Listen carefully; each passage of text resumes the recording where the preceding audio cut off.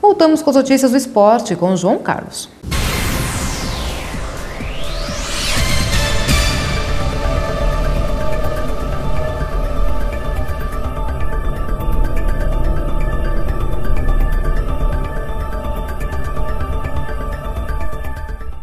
Ok, amigos, estamos de volta para falar de esportes. E como falamos do Guaratinguetá, que joga pela Série B, é hora de conferir os demais jogos da rodada desta terça-feira do Campeonato Brasileiro da Série B. Pela quarta rodada da Série B do Campeonato Brasileiro, além do Guaratinguetá em campo contra a Ponte Preta, também temos Duque de Caxias e Paraná jogando em Volta Redonda. O Ipatinga recebe o Aço de Arapiraca no Ipatingão. O Figueirense joga contra o Náutico em Santa Catarina. No interior de São Paulo, Bragantino e São Caetano se enfrentam, além de Curitiba e Brasiliense na Arena Joinville, Vila Nova e Bahia no Serra Dourada, Sport e Casa na Ilha do Retiro, Santo André e Portuguesa no ABC Paulista e o América de Natal recebendo o América Mineiro. Muito bem, e além desses jogos, a expectativa é para amanhã, quarta-feira, que tem rodada do Campeonato Brasileiro de Futebol. Faltam aí 4 rodadas para o encerramento desta fase. Primeira fase vem Copa do Mundo, depois da Copa do Mundo tem sequência o campeonato. E no Corinthians a informação é o seguinte, o objetivo é chegar a 21 pontos, ou seja, 7 vitórias seguidas. Vale lembrar que em campeonatos de pontos corridos, mesmo ganhando alguns campeonatos,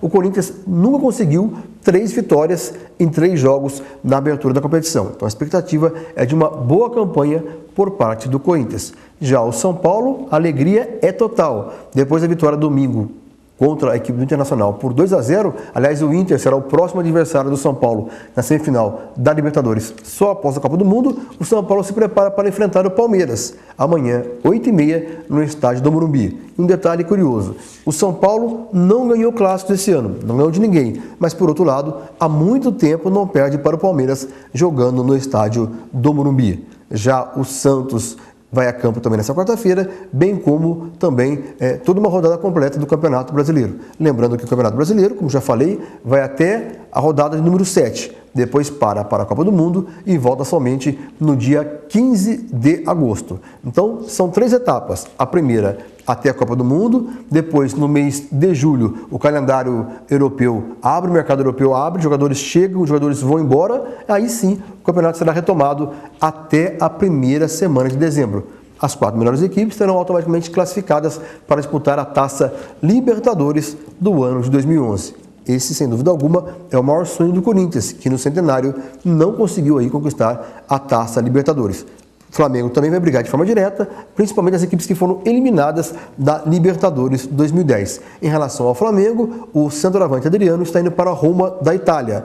Praticamente não joga mais no Flamengo. Não vai estar em campo nem amanhã contra o Fluminense e muito menos sábado contra o Grêmio. Claro que o objetivo do Adriano era ir para a seleção.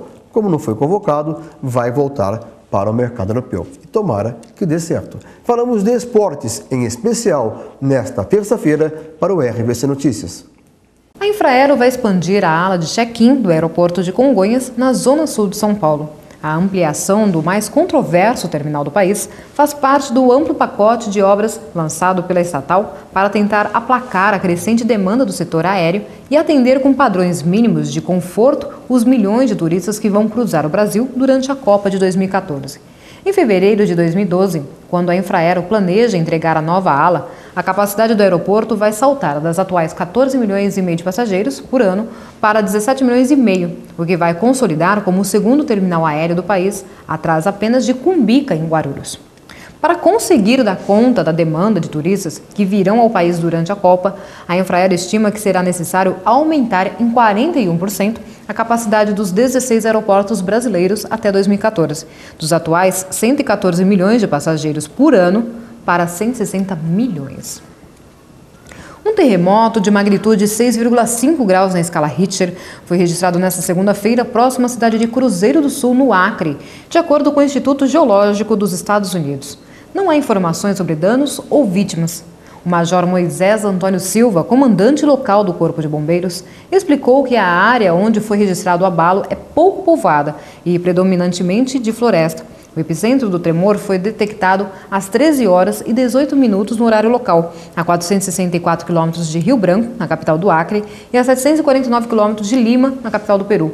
O terremoto ocorreu a uma profundidade de 580 quilômetros. O último tremor na região havia sido registrado no dia 25 de abril, a 85 quilômetros de Cruzeiro do Sul, com magnitude 4,9. Esse abalo, porém, foi sentido pela população, já que aconteceu uma profundidade bem menor, de 14 quilômetros.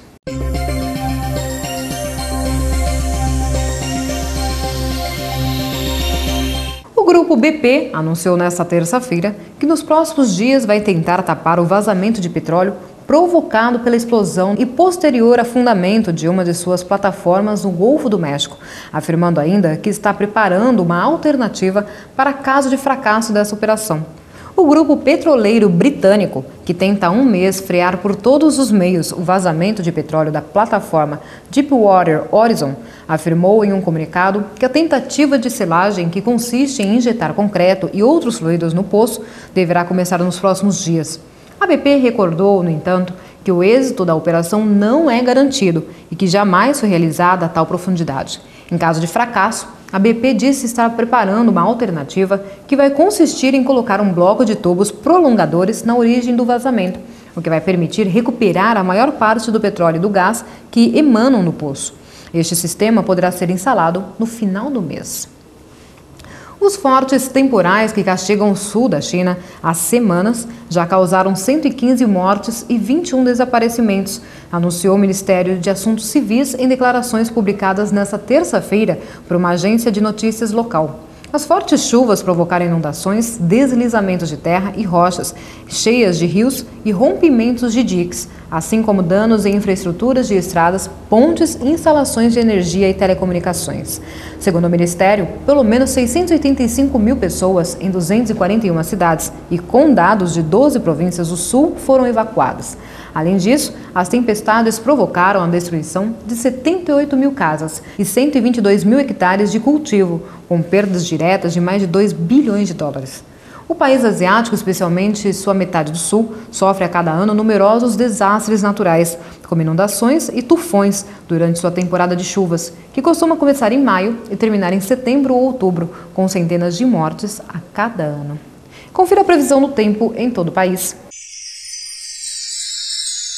Olá! Como podemos observar na imagem de satélite, há muitas nuvens entre o centro-oeste e o sudeste do Brasil e deslocando-se também sobre o Oceano Atlântico. Essas nuvens são causadas por um cavado, uma área de baixa pressão em altitude, em torno de 5.000 metros de altitude.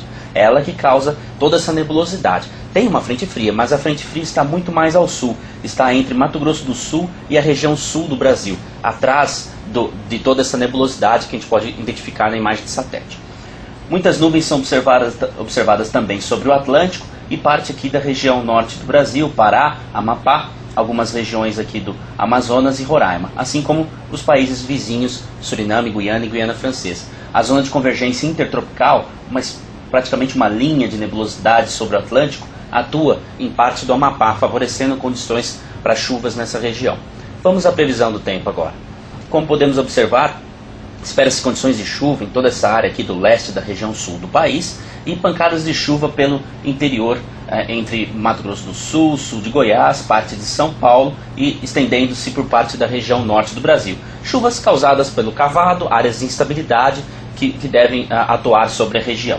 Já aqui sobre o Nordeste, esperamos aí chuvas principalmente na faixa litorânea, enquanto no interior, sol entre poucas nuvens. No Amapá, persistem as condições de pancadas de chuva, assim como em Roraima, toda essa área é influenciada pela zona de convergência intertropical. Termina aqui mais um RVC Notícias. Amanhã estaremos de volta.